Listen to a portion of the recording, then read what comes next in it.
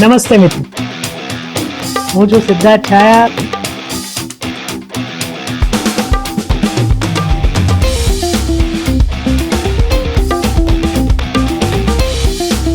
તો સ્વાગત છે તમારું સિટ ટોક્સમાં. અત્યારે લાલા જોડું એ ગુજરાતની બોક્સ ઓફિસ ઉપર ફરી વળ્યું છે. લાલાએ લાલાગીરી બોક્સ ઓફિસ પર એવી સ્થાપિત કરી દીધી છે કે હવે બીજી કોઈ ફિલ્મો રિલીઝ થાય કે ન થાય, ગુજરાતી દર્શકોને એનો કોઈ ફેર જ નથી પડતો. આ ફિલ્મે એક બાબત તો સાબિત કરી દીધી કે ગુજરાતીઓને ગુજરાતી ફિલ્મો જોવી તો ગમે છે, પણ એ ફિલ્મ એમના સુધી પહોંચવી જોઈએ.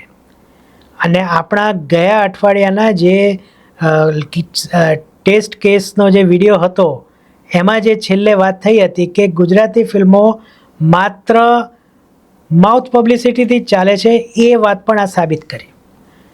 તકલીફ ક્યાં પડે છે કે ગુજરાતીઓ સુધી ગુજરાતી ફિલ્મો પહોંચતી નથી, અને એને કારણે એવી ઘણી બધી ફિલ્મો છે જે ચાલી નથી શકી. છેલ્લા 2 વર્ષની વાત કરું છું, જ્યારથી મેં આ ચેનલ ઉપર રિવ્યૂ કરવાના શરૂ કર્યા છે ગુજરાતી ફિલ્મોના. આ વસ્તુ આપણે શરૂ કરીએ એ પહેલાં મારે બીજી 2-3 વસ્તુ આ ચેનલ જોનારા ગુજરાતીઓને પણ કરવી છે. સોશિયલ મીડિયામાં એક અમુક લોકો એવા છે જે એવી ગ્રંથિ બાંધીને બેઠા છે કે ગુજરાતી ફિલ્મો તો જોવી જ ન જોઈએ, કારણ કે ગુજરાતી ફિલ્મો સારી બનતી જ નથી. આના 2 કારણ છે. એક તો જે અગાઉ કીધું એમ, ગુજરાતી ફિલ્મ ગુજરાતીઓ સુધી પહોંચતી જ નથી, એટલે આ લોકોને આવું કહેવાનું બહાનું મળે છે. બીજું, એમને ગુજરાતી ફિલ્મો જોવી જ નથી. આની પાછળ ભૂતકાળના કેટલાક કારણો પણ જવાબદાર છે. જેમ કે કોઈ એક ફિલ્મ આવી હતી ત્યારે એમ કહેવામાં આવ્યું હતું એ ફિલ્મના સોશિયલ મીડિયા સેલ દ્વારા કે તમે ગુજરાતી છો તો આ ફિલ્મ તમારે જોવી જ જોઈએ. આનાથી કોઈ જ દર્શક ક્યારેય ફિલ્મ જોવા જતો નથી. પછી ગુજરાતીઓ એ ગુજરાતી ફિલ્મ તો જોવી જ જોઈએ, આપણે નહીં જોઈએ તો બીજા કોણ જોશે? નો, ગુજરાતીઓ તમિળ ફિલ્મ પણ જોવે છે, ગુજરાતીઓ મલયાલમ ફિલ્મો પણ જોવે છે. બાહુબલી ને આ બધી સાઉથની ફિલ્મો એ ગુજરાતીઓએ પોંખી છે. તો પછી ગુજરાતીઓને ગુજરાતી ફિલ્મ જોવામાં શું વાંધો છે? કોઈ જ વાંધો નથી. પણ ગુજરાતી ફિલ્મો ગુજરાતીઓ સુધી પહોંચતી નથી, એ વાંધો છે. જે લોકો એમ કહે છે કે 10માંથી 9 ગુજરાતી ફિલ્મો ખરાબ છે પણ એક જ સારી જાય છે, એટલે પછી કોણ જોવા જાય?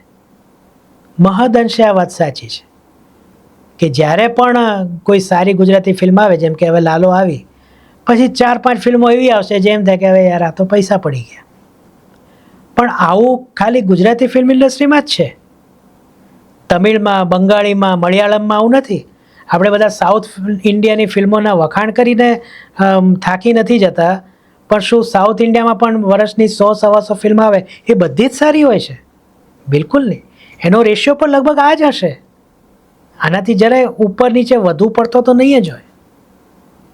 પણ જે લોકો એમ કહે છે કે ગુજરાતી ફિલ્મો સારી બનતી જ નથી, એમની ફરિયાદ મારે દૂર કરવી છે.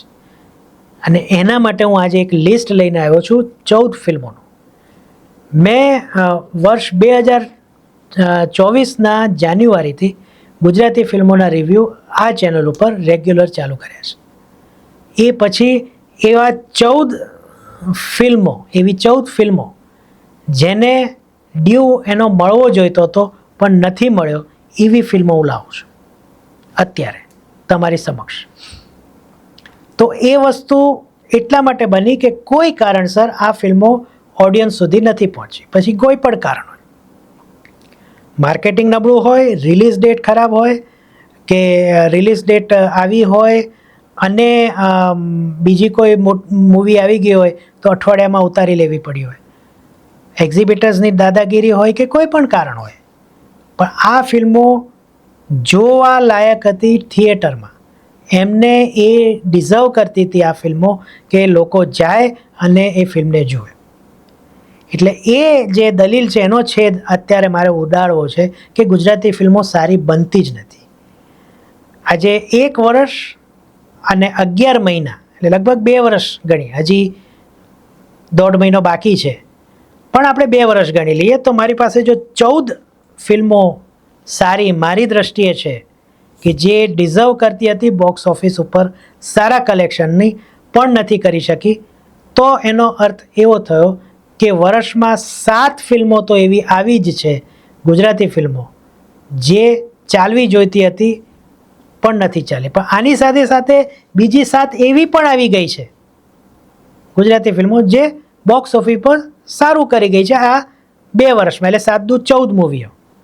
ધેટ મીન્સ કે દર મહિને એક તો ઓન એન એવરેજ એક તો ગુજરાતી ફિલ્મ એવી આવે છે જે સારી હોય છે. એટલે કે 100 ગુજરાતી ફિલ્મે 14 ગુજરાતી ફિલ્મો તો સારી હોય છે. 14% રેશિયો ઓછો કહેવાય, પણ દર મહિનાનો જો રેશિયો ગણીએ તો એ સારો છે, ઘણો સારો છે કે એક મહિને તમને એક ફિલ્મ તો એવી જોવા મળે છે જે ગુજરાતી છે અને સરસ છે, લોકભોગ્ય છે, લોકોને ગમે એવી છે, લોકોને સમજાય એવી છે, મનોરંજન મળે એવી છે. તો ચાલો આજે આપણે એ 14 ફિલ્મો વિશે વાત કરીએ જે જાન્યુઆરી 2014થી માંડીને નવેમ્બર 2025 સુધી આવી ગઈ છે પણ બોક્સ ઓફિસ ઉપર એને ધારી સફળતા મળી નથી. એનો અર્થ એવો નથી કે એ ફિલ્મો ખરાબ હતી અથવા તો જોવાલાયક ન હતી. શરૂઆત કરીએ પહેલી ફિલ્મ ઇટ્ટા કિટ્ટાથી. આ મને બહુ ગમતી ફિલ્મ છે.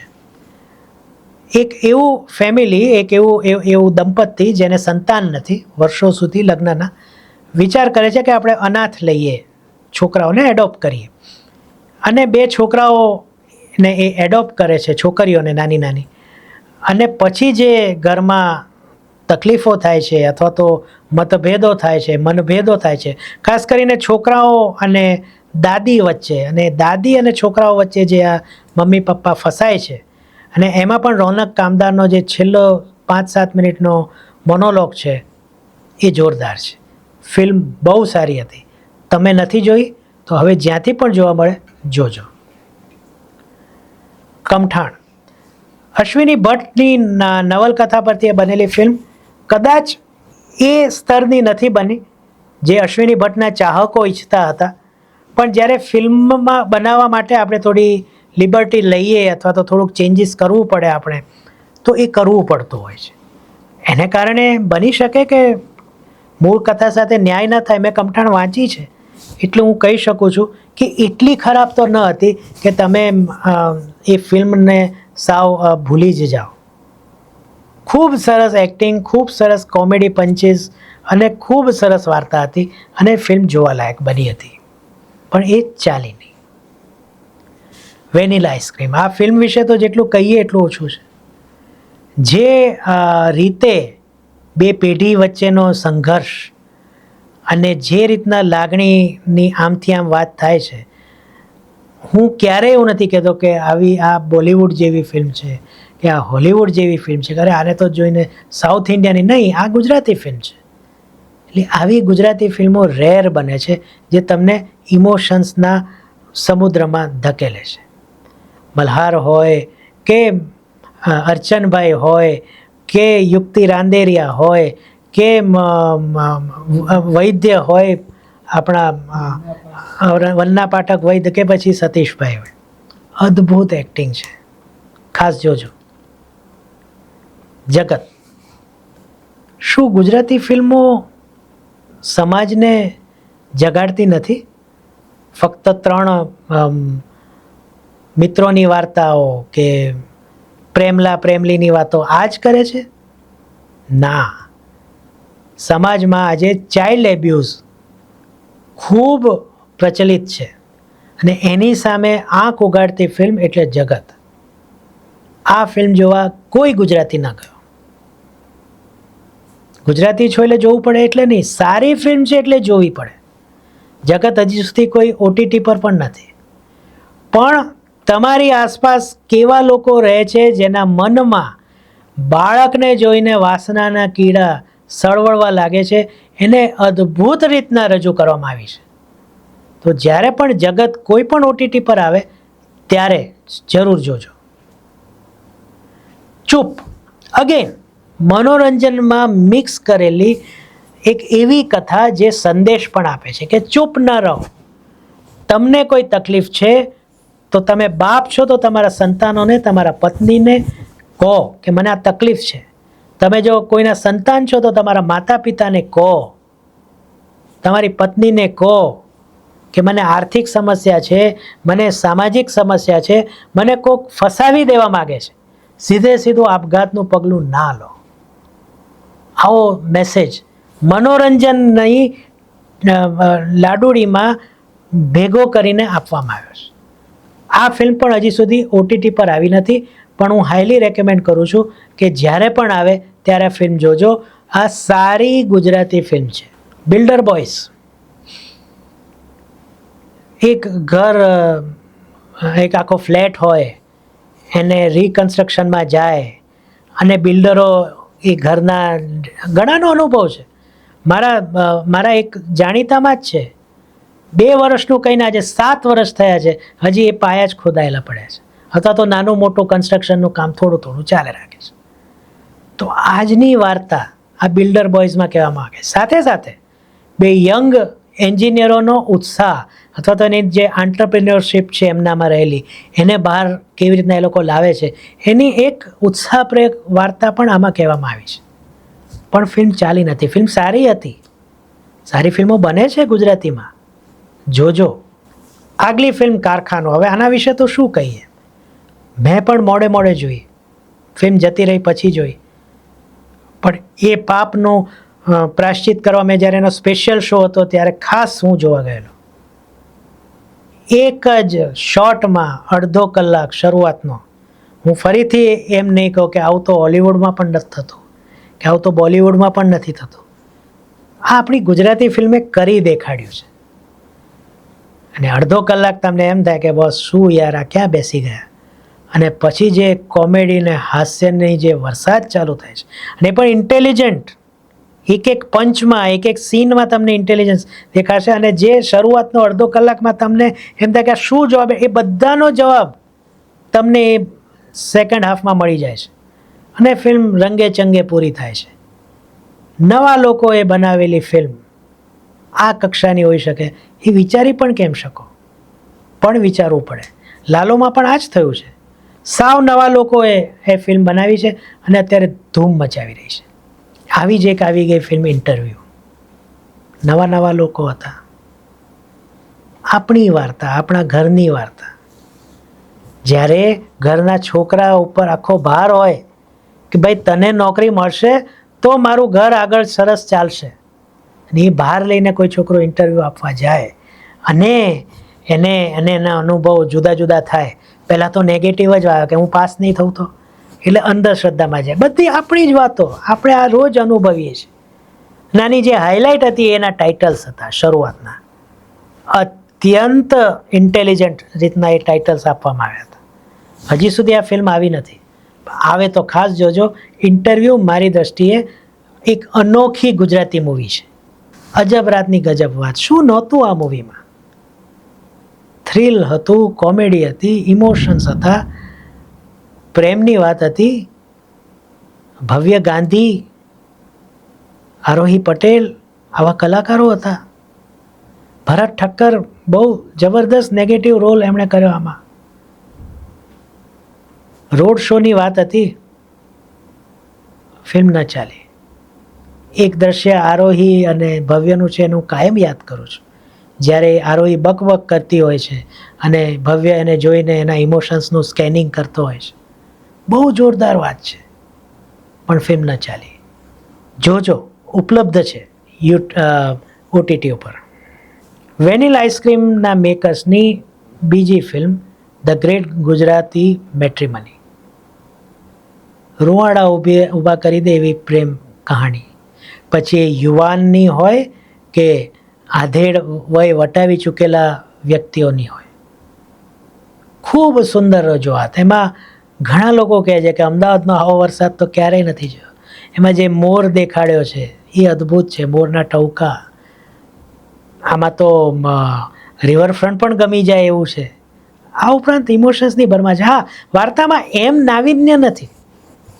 આપણે ઘણીવાર આપણે જોઈ ચૂક્યા છે કે કોઈકને પ્રેમ કરતી હોય, કોઈકની સાથે લગ્ન થાય, પણ જે રજૂ કરવાની વાત જે આ ફિલ્મમાં થઈ છે અને એ પણ ઇમોશન્સ સાથે, એ જોરદાર છે.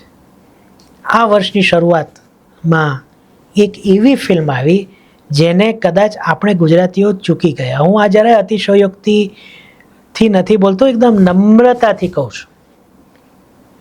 આપણને માસ મૂવી, પુષ્પા ટાઈપની મૂવી કેમ નથી આવતી? વિક્ટર 303, દરેક પ્રકારનો મસાલો આ મૂવીમાં હતો. પછી એ ગેંગ વોર હોય, થોડી ઘણી હિંસા હોય, ઇમોશન્સ હોય, પ્રેમ હોય, ડ્રામા હોય, કોઈ એક પાત્રનો એટલે કે આપણે નામ જ આપી દઈએ ચેતન ધાનાણીનો, એનો કેમિયો પણ બધાને ઉપર છવાઈ જાય એવા બે નવા સરસ વિલન નક્ષરાજ અને બિમલ ત્રિવેદી આપણને આ ફિલ્મમાં મળ્યા. પણ આપણે ફિલ્મ ચૂકી ગયા. જ્યારે પણ આવે ત્યારે ખાસ જોજો. મીઠડા મહેમાન, શરૂઆત એની બહુ સારી રહી, મધ્ય પણ કદાચ સારો રહ્યો બોક્સ ઓફિસ ઉપર, પછી એટલી અપેક્ષાએ ખરી ન ઉતરી બોક્સ ઓફિસની જે થવું જોઈતું હતું. નવી વાત, માતાના કોઈ પગલાંથી ગુસ્સે થયેલો છોકરો આત્મહત્યા સુધીની વાત કરે અને સાવ અજાણ્યા વ્યક્તિઓ એને એ સ્થિતિમાંથી બહાર લાવે, પરિસ્થિતિનું ભાન કરાવે અને એની માતાના સુખમાં કેમ એનું સુખ રહેલું છે આ વાત સમજાવે. આવી ઊંડી સમજ આ ફિલ્મમાં આપવામાં આવી હતી, પણ ફિલ્મ ન ચાલી. ગુજરાતી ફિલ્મો સારી છે જ, બને જ છે. મીઠડા મહેમાન આવી જ સારી ગુજરાતી ફિલ્મ હતી. આવે ત્યારે ખાસ જોજો, અથવા તો કદાચ આવી ગઈ છે. જલેબી રોક્સ, આ ફિલ્મ કદાચ એટલી નથી ચાલી મને એવો, એટલે હું આ સ્પેશિયલ મેન્શન કરી રહ્યો છું, કારણ કે હું થોડો અવડવમાં છું કે એનું બોક્સ ઓફિસ કલેક્શન કેવું રહ્યું હશે. પણ એટલું તો છે કે સ્ત્રીઓના માસિક, અને ખાસ કરીને જ્યારે એનું માસિક ચક્ર કાયમ માટે બંધ થવાનું હોય, એટલે કે મેનેપોઝની જે અવસ્થા છે, ત્યારે સ્ત્રી કઈ જટિલતામાંથી પસાર થતી હોય છે, શારીરિક, માનસિક, ભાવનાત્મક, એને ખૂબ સુંદર રીતના રજૂ કરવામાં આવી છે. જો આ ફિલ્મ આપણે જોઈશું તો આપણી મમ્મી, આપણી બહેન, આપણી પત્ની જ્યારે એમાંથી પસાર થશે તો આપણે એને સમજી શકીશું કે એમને શેની જરૂર છે. આવી સરસ વાત અગેન સ્ટોરી ટેલિંગની દ્રષ્ટિએથી જરા પણ પ્રીચી બન્યા વિના કહી દેવામાં આવી છે. અને છેલ્લે જેણે મને બહુ ડિસઅપોઇન્ટ કર્યો, ફિલ્મે નહીં એના કલેક્શને, એ છે નાનખટાઈ. એક જ મેકરની આ ત્રીજી ફિલ્મ આ લિસ્ટમાં આવે છે અને એમની આ ત્રીજી જ ફિલ્મ હતી. એટલે વિચાર કરો, જે વ્યક્તિ આટલી સરસ ફિલ્મો બનાવે છે એ બોક્સ ઓફિસ પર આપણે એમને સ્વીકારતા નથી. અને એ ફિલ્મનું નામ છે નાનખટાઈ. ફિલ્મમાં નવી વાત એ હતી કે આમાં 3 વાર્તાઓ એક સાથે ચાલતી હતી, અલગ અલગ વાર્તાઓ. એક ઇન્ટરવલના ક્ષણે 3 વાર્તાઓ સહેજ માટે ટચ કરીને દૂર થઈ જાય છે. પણ શું અદ્ભુત રીતના વાત કરવામાં આવી છે. અને 1-2 સીન મેં મારા રિવ્યૂમાં કીધા હતા. એક સીન તો જે દાળ ખાય છે પિતા પુત્ર એના માતાના ગયા બાદ, એમાં તો ભલભલા રડી પડે ભાઈ. આવી ફિલ્મ 1 વીક જ ચાલી અને 11 કે 13 લાખની કમાણી કરી છે. નિષ્ફળતાને હસી નાખનારા ઘણા મળી રહેશે, પણ જ્યારે ક્વોલિટી પ્રોડક્ટ નિષ્ફળ જાય ત્યારે દુઃખ થાય. નાનખટાઈ ચાલવાનું વ્યક્તિગત દુઃખ છે, મારે એની સાથે કોઈ સંબંધ નહોતો, પણ મને એ ફિલ્મ બહુ ગમી હતી. એ બહુ જ સારી ગુજરાતી ફિલ્મ હતી. સારી નહીં, બહુ જ સારી. સોશિયલ મીડિયામાં ગુજરાતી ફિલ્મોની મશ્કરી કરનારાઓને હું રોકી નહીં શકું, એને ટ્રોલ કરનારાઓને નહીં રોકી શકું, પણ એટલીસ્ટ તમે એમ તો ન કહો કે ગુજરાતી ફિલ્મો સારી બનતી જ નથી. લાલો ફિલ્મની શું હાલત હતી 3 વીક સુધી? એ પણ એ કક્ષામાં જ જનારી હતી કે ગુજરાતી ફિલ્મોમાં ક્યાં છે. હવે લાલો જુઓ, આ જ્યારે વિડીયો હું શૂટ કરી રહ્યો છું ત્યારે એના આગળના રવિવારે એક દિવસમાં 7 કરોડનું કલેક્શન, 30મા દિવસે. ઘણી હિન્દી ફિલ્મો પહેલા દિવસે પણ 5 કરોડનું કલેક્શન કરે છે કોવિડ પછી. તો એ પણ એ જ કક્ષામાં ફેંકાઈ જવાની હતી જો 3 વીક પછી લોકો એને ઉઠાવી ન લીધી હોય. પણ એ સમહાવ લોકો સુધી પહોંચી. તો જો હું ગુજરાતીઓને હું એ અપીલ કરું છું કે સાવ તમે એને કાઢી ન નાખો કે ગુજરાતી ફિલ્મો તો સારી બનતી જ નથી, તો હું મેકર્સને અને પ્રોડ્યુસર્સને પણ વિનંતી કરીશ કે કંઈક એવું શોધી કાઢો મિકેનિઝમ. હવે લાલોનું મિકેનિઝમ કરીએ તો એક ગામડામાં મોટા સ્ક્રીન ઉપર મૂવી દેખાડી અને ત્યાંથી મારા ખ્યાલથી આખી એની દિશા બદલાઈ ગઈ. તો નાના નાના સેન્ટરોમાં થિયેટર્સમાં ન જાય તો આવી રીતના તમારી ફિલ્મ, મેં પેલા વિડીયોમાં પણ કહી હતી કેસ સ્ટડીમાં વાત, કે તમને તમારી પ્રોડક્ટ પર વિશ્વાસ છે. જે આ 14 ફિલ્મોની વાત કરું તો એમને એમની પ્રોડક્ટ પર જો વિશ્વાસ હોય તો એમણે ગામડામાં જઈને એ વખતે ફિલ્મ દેખાડી હોત તો પણ માઉથ પબ્લિસિટીથી ફિલ્મ ચાલત. પ્રીમિયર સામે મારો વાંધો મેં ઓછો કરી નાખ્યો છે, પણ પ્રીમિયરનો ફીડબેક એ સાચું ફીડબેક નથી. સાચો ફીડબેક તમારો દર્શક છે જે 200 રૂપિયા 250 રૂપિયાની ટિકિટ ખર્ચીને જોવા જાય છે. તો એની પાસે તમે વધુને વધુ પહોંચો તો આ વસ્તુ શક્ય બનશે.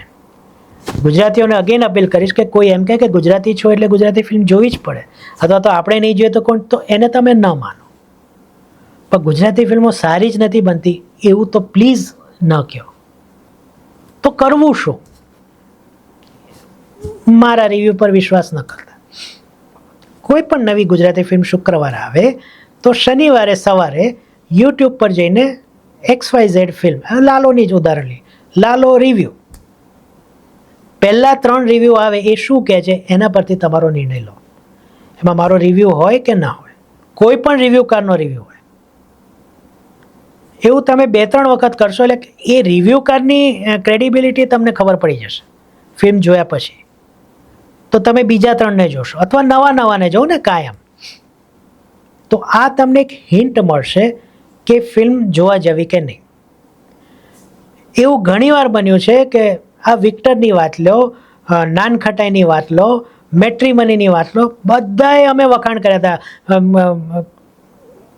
અજબ રાતની ગજબ વાત, આ પણ એક ઉદાહરણ છે. અમે બધાએ વખાણ કર્યા હતા પણ ફિલ્મ ના ચાલી. તો બધા તો ખોટું ના બોલે. 10 રિવ્યૂમાંથી 4 ખોટું બોલે, 6 ખોટું બોલે, પણ બધા તો ખોટું ના બોલે. તો એના પરથી તમને ક્લુ મળશે કે 3 જણામાંથી 2 જણા અથવા તો 5માંથી 3 જણા ફિલ્મને સારી કહે છે તો ફિલ્મમાં કંઈક તો દમ હશે. પછી તમે તમારું બજેટ જુઓ, તમારા સંજોગો જુઓ, નો ડાઉટ. પણ એમ માનીને ઘરે તો ન જ બેસી જાઓ કે ગુજરાતી ફિલ્મો સારી બનતી જ નથી. લાલોએ આપણને જો આટલી સારી મૂવી આપી છે તો આ બધી જે 14 મૂવી, જે હું તો 2 જ વર્ષની વાત કરું છું, એ પહેલાં તો કેટલી આવી ગઈ હશે. તો આ બધી ફિલ્મો પણ જો ચાલી હોત તો ફાયદો આપણને જ થવાનો હતો. કોઈ મોડું નથી થયું. મેં જે તમને એક નાનકડી વિનંતી કરી અથવા તો એક સલાહ આપી કે કેમ નક્કી કરવું કે ગુજરાતી ફિલ્મ જોવી, તો એના પર અમલ કરવાનો જો તમે શરૂ કરશો તો છેવટે ગુજરાતી ફિલ્મ ઇન્ડસ્ટ્રીને ફાયદો થશે. આર્થિક રીતના તો થશે, પણ સારી ફિલ્મો ચાલે છે એવો વિશ્વાસ એમને બેસશે, એટલે વધુને વધુ સારી ફિલ્મો બનતી થશે. આપણે ત્યાં સબસિડીનું એક કારણ છે જ કે સબસિડી માટે પણ ફિલ્મો બને છે, પણ એ ફિલ્મો આવીને જતી રહે છે, ખબર પણ નથી પડતી, રિવ્યૂકારો જોવા પણ નથી જતા. તો આ જ વસ્તુ જરા વિનંતી છે કે જુઓ, ધ્યાનમાં રાખો અને પછી આગળ વધો. વિડીયો લાંબો થયો છે મને ખબર છે, પણ મને લાગ્યું કે આ અપીલ કરવી ખાસ જરૂરી છે, કારણ કે હવે ઘરે બેસી રહેવું જરૂરી નથી બનતું. કારણ કે ગુજરાતી ફિલ્મો સારી બને જ છે.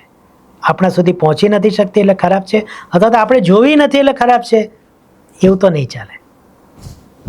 ફરીથી મળીએ તે પહેલાં જો વિડીયો ગમ્યો હોય તો લાઈક કરજો, શેર કરજો, મિત્રોને જણાવજો, કારણ કે આ વર્ડ પહોંચવો જરૂરી છે. ચેનલ સબસ્ક્રાઈબ કરવાનું તમારા પર છોડું છું. ફરીથી મળીએ. ત્યાં સુધી સિદ્ધાર્થ શાહને આજ્ઞા આપો. સિટ ટોક સાથે જોડાયેલા રહેજો. તમને મારા તરફથી કાયમની જેમ આવજો.